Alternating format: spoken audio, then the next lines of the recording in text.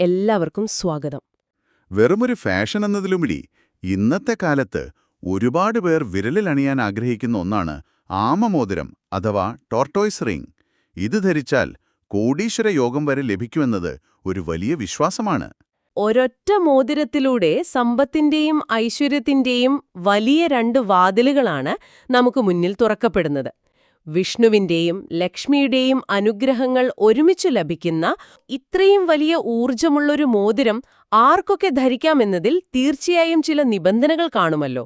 സ്ത്രീ പുരുഷഭേദമന്യേ കുട്ടികൾക്കും പ്രായമായവർക്കും ഈ മോതിരം ധരിക്കാം. സാധാരണയായി സ്ത്രീകൾ ഇടത് കൈയിലും പുരുഷന്മാർ വലത് കൈയിലും ധരിക്കുന്നതാണ് ഉത്തമം. എന്നാൽ എന്തെങ്കിലും ശാരീരിക ബുദ്ധിമുട്ടുകൾ ഉള്ളവരാണെങ്കിൽ, ഉദാഹരണത്തിന് വലത് കൈ ഇല്ലാത്തൊരു വ്യക്തിയാണെങ്കിൽ, അവർക്കിത് മറ്റു കൈയിൽ കൈമാറി ധരിക്കാം. അതിൽ യാതൊരു ദോഷവുമില്ല.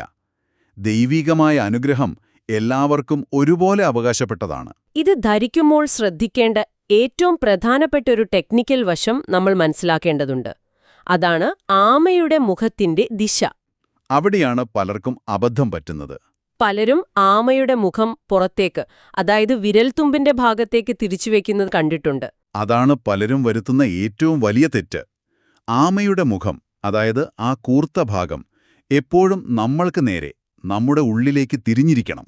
പ്രപഞ്ചത്തിലുള്ള ലക്ഷ്മി ചൈതന്യത്തെയും പോസിറ്റീവ് ഊർജത്തെയും അതിസൂക്ഷ്മമായി ആഗിരണം ചെയ്ത് ആമയുടെ മുഖത്തിലൂടെ നമ്മുടെ ശരീരത്തിലേക്ക് കടത്തിവിടാനാണ് ഇങ്ങനെ ചെയ്യുന്നത്. ഇത് സ്വർണത്തിലും വെള്ളിയിലും നിർമ്മിക്കാം. എന്നാൽ ഇതിൽ ഏറ്റവും ഉത്തമം വെള്ളിയിലുള്ള ആമമോതിരമാണ്. എന്തുകൊണ്ടെന്നാൽ ജ്യോതിഷപ്രകാരം വെള്ളി എന്നത് ശുക്രനെ പ്രതിനിധീകരിക്കുന്ന ലോഹമാണ്. ശുക്രനാകട്ടെ മഹാലക്ഷ്മിയാൽ ഭരിക്കപ്പെടുന്ന ഗ്രഹവുമാണ്. അതിനാൽ വെള്ളി ലക്ഷ്മിക്ക് അതിപ്രിയങ്കരമാണ്. ഇനി ഇത് വാങ്ങുന്നതിലും ധരിക്കുന്നതിലും ഒരു കൃത്യമായ ടൈം ലൈൻ കൂടിയുണ്ട്. വെറുതെ കടയിൽ പോയി വാങ്ങി അപ്പോൾ തന്നെ വിരലിലിടാൻ പാടില്ല എന്നാണല്ലോ പറയപ്പെടുന്നത്. വ്യാഴാഴ്ച വാങ്ങി അപ്പോൾ തന്നെ അങ്ങോട്ട് ധരിക്കാൻ പാടില്ല, അല്ലേ? വ്യാഴാഴ്ച എന്നത് മഹാവിഷ്ണുവിന്റെ ദിവസമാണ്. അന്ന് മോതിരം വാങ്ങാം, എന്നാൽ ഉടനെ വിരലിലിടരുത്. നമ്മൾ കടയിൽ നിന്ന് വാങ്ങുമ്പോൾ അത് പല കൈകളിലൂടെ കടന്നുവന്നതായിരിക്കാം. അതുകൊണ്ട് അതിലെ നെഗറ്റീവ് എനർജി മാറ്റാൻ ചില ശുദ്ധീകരണ പ്രക്രിയകളുണ്ട്. ഉപ്പുവെള്ളത്തിലോ മഞ്ഞൾ വെള്ളത്തിലോ പാലിലോ അല്ലെങ്കിൽ പനിനീരിലോ ഇട്ടുവെച്ച് അത് ശുദ്ധിയാക്കണം. ശേഷം ഗംഗാജലത്തിലോ ശുദ്ധജലത്തിലോ കഴുകി പൂക്കൾ വെച്ച് ഒരു നെയ്വിളക്ക് കത്തിച്ച് ലക്ഷ്മീദേവിക്ക് മുന്നിൽ ആ മോതിരം സമർപ്പിക്കണം. അതായത് ഒരു ദിവസം മുഴുവൻ ദേവിയുടെ ചൈതന്യം അതിലേക്ക് ആവാഹിക്കാൻ അനുവദിക്കുകയാണ് ഇവിടെ ചെയ്യുന്നത്. എന്നിട്ട് പിറ്റേന്ന് ധരിക്കണം, അതായത് വെള്ളിയാഴ്ച. വെള്ളിയാഴ്ച ലക്ഷ്മിയുടെ ദിവസമാണല്ലോ. വ്യാഴാഴ്ച വിഷ്ണുവിന്റെ അനുഗ്രഹം വാങ്ങി വെള്ളിയാഴ്ച ലക്ഷ്മിയുടെ അനുഗ്രഹത്തോടെ അത് ധരിക്കുന്നു. ഇതിന്റെ സമയവും അതിരാവിലെ ആയിരിക്കണമെന്ന് പറയുന്നതിന് പിന്നിൽ എന്താണ് കാരണം? ബ്രഹ്മമുഹൂർത്തത്തിലോ അല്ലെങ്കിൽ സൂര്യോദയ സമയത്തോ ആയിരിക്കണം. സൂര്യൻ ഉദിച്ച് ഉയർന്നുവരുന്ന ആ സമയത്ത് നമ്മൾ ശുദ്ധിയോടെ ഇത് ധരിക്കുമ്പോൾ പ്രകൃതിയിലെ ആ ഉണർവ് നമ്മുടെ ഉള്ളിലേക്കും വരും. സൂര്യനെപ്പോലെ നമ്മുടെ ജീവിതത്തിലും സൗഭാഗ്യങ്ങളും സമ്പത്തും ഉദിച്ചുയരുമെന്നാണ് വിശ്വാസം. ഉച്ചയ്ക്ക് 12 മണിക്ക് മുൻപായിരിക്കണം ഇത് ധരിക്കേണ്ടത്. ആമമോതിരം ധരിക്കുന്നതിന് ഭക്ഷണത്തിൽ യാതൊരു വിലക്കുകളുമില്ല. നിങ്ങൾക്കിഷ്ടമുള്ള ഏത് ഭക്ഷണവും കഴിക്കാം. ആർത്തവ സമയത്ത് ഇത് ഊരിവെക്കേണ്ട കാര്യവുമില്ല. ആദ്യമായി ധരിക്കാൻ പോകുമ്പോൾ ആർത്തവ അശുദ്ധി പാടില്ല എന്ന് മാത്രമേ ഉള്ളൂ. സ്ഥിരമായി ധരിക്കുന്നവർക്ക് ആ സമയത്ത് ശരീരത്തിൽ കിടക്കുന്നതുകൊണ്ട് മോതിരത്തിന്റെ ശക്തി ക്ഷയിക്കില്ല. അതുപോലെ തന്നെ ഭാര്യാഭർത്തൃ ബന്ധത്തെക്കുറിച്ചും വ്യക്തമായ കാഴ്ചപ്പാടുണ്ട്. അതൊരു പവിത്രമായ ബന്ധമാണ്. രതി കാമദേവ സംയോഗം അല്ലെങ്കിൽ പാർവതി പരമേശ്വര സങ്കല്പമായിട്ടാണ് അതിനെ കാണുന്നത്. അതുകൊണ്ട് ആ സമയത്ത് മോതിരം ധരിക്കുന്നത് ഒരിക്കലും പാപമല്ല, അത് ഊരിവെക്കേണ്ടതില്ല. നമ്മുടെ സാധാരണ ജീവിതത്തെ ഇത് ഒട്ടും തടസ്സപ്പെടുത്തുന്നില്ല. പക്ഷേ ചില കാര്യങ്ങൾ കർശനമായി പാടില്ല എന്ന് പറയുന്നുണ്ടല്ലോ. മനുഷ്യനെ നശിപ്പിക്കുന്ന ചില ദുശ്ശീലങ്ങൾ ഈ മോതിരം ധരിച്ചുകൊണ്ട് പാടില്ല. മദ്യപാനം, മറ്റ് ലഹരി ഉപയോഗങ്ങൾ, വ്യഭിചാരം, ചൂതാട്ടം എന്നിവ കർശനമായി വിലക്കിയിട്ടുണ്ട്. അതായത് ഈ ദുശ്ശീലങ്ങൾ മൂദേവിയെ ക്ഷണിച്ചു വരുത്തും. മൂദേവി വന്നാൽ സ്വാഭാവികമായും മഹാലക്ഷ്മി അവിടെ നിന്ന് പടിയിറങ്ങും. മോതിരത്തിന്റെ ഗുണം പൂർണ്ണമായും നഷ്ടപ്പെടും. പിന്നെ മറ്റൊരു കാര്യം, ദിനവും കുളിക്കുമ്പോൾ ഒരു ബ്രഷ് ഉപയോഗിച്ച് മോതിരം വൃത്തിയാക്കാനും ശ്രദ്ധിക്കണം. നമ്മുടെ ശരീരത്തിലെ വിയർപ്പും അഴുക്കും അതിൽ പിടിച്ചിരിക്കാൻ പാടില്ല. ആമ വളരെ പതുക്കെ സഞ്ചരിക്കുന്ന ജീവിയാണെങ്കിലും അതിന്റെ സ്ഥിരോത്സാഹം, ആ കൺസിസ്റ്റൻസി കൊണ്ട് അത് മുയലിനെ തോൽപ്പിച്ചു. അതുപോലെ തന്നെയാണ് നമ്മുടെ ജീവിതവും. പതുക്കെയാണെങ്കിലും ഉറപ്പായും വലിയ വിജയങ്ങൾ കീഴടക്കാൻ ഇതിലൂടെ സാധിക്കും. സാമ്പത്തികം, വിദ്യാഭ്യാസം, കുടുംബം, ഇതിലെല്ലാം വിജയം വരും. നമ്മുടെ ക്ഷേത്രങ്ങളിലെ വലിയ നിലവിളക്കുകളുടെ ചുവട്ടിൽ ആമയുടെ രൂപം നൽകിയിരിക്കുന്നത് ഇതിനുദാഹരണമാണ്.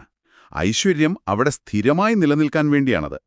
എന്നാൽ ഈ ഊർജത്തെ നമ്മൾ ഏത് ദിശയിലേക്കാണ് തിരിച്ചുവിടുന്നത് എന്നത് നമ്മൾ ഏത് വിരലിലാണ് മോതിരം ധരിക്കുന്നത് എന്നതിനെ ആശ്രയിച്ചിരിക്കും, അല്ലേ? ഉദാഹരണത്തിന് ചൂണ്ടുവിരൽ. ഇത് വ്യാഴത്തിന്റെ വിരലാണ്.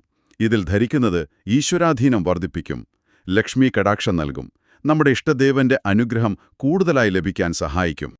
അപ്പോ ഭക്തിയും ഈശ്വരചിന്തയും കൂടുതലുള്ളവർ ചൂണ്ടുവിരൽ തിരഞ്ഞെടുക്കാം. അടുത്തത് നടുവിരലാണല്ലോ. അതിൽ ധരിച്ചാലോ? അതെ, നടുവിരൽ ശനിയുമായി ബന്ധപ്പെട്ടതാണ്.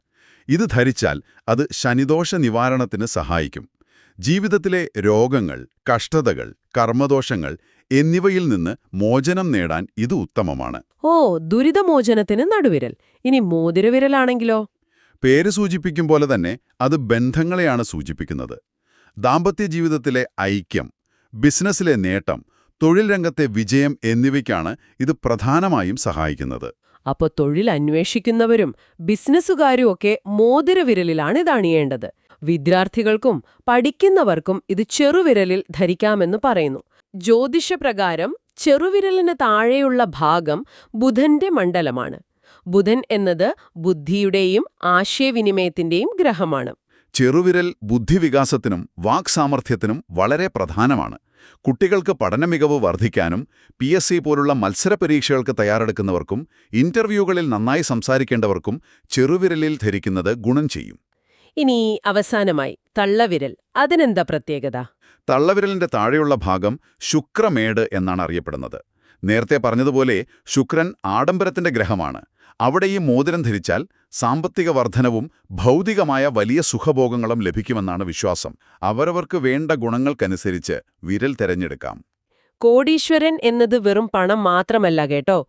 സമ്പത്തിന് പുറമെ നല്ല സമാധാനം, മികച്ച ആരോഗ്യം, ബുദ്ധിവർദ്ധനവ്, സന്താനങ്ങളെ കൊണ്ടുള്ള നേട്ടം തുടങ്ങി ജീവിതത്തിന്റെ സമസ്ത മേഖലകളിലുമുള്ള സമ്പൂർണമായ ഐശ്വര്യമാണ് ഇതിലൂടെ ലഭിക്കുന്നത്.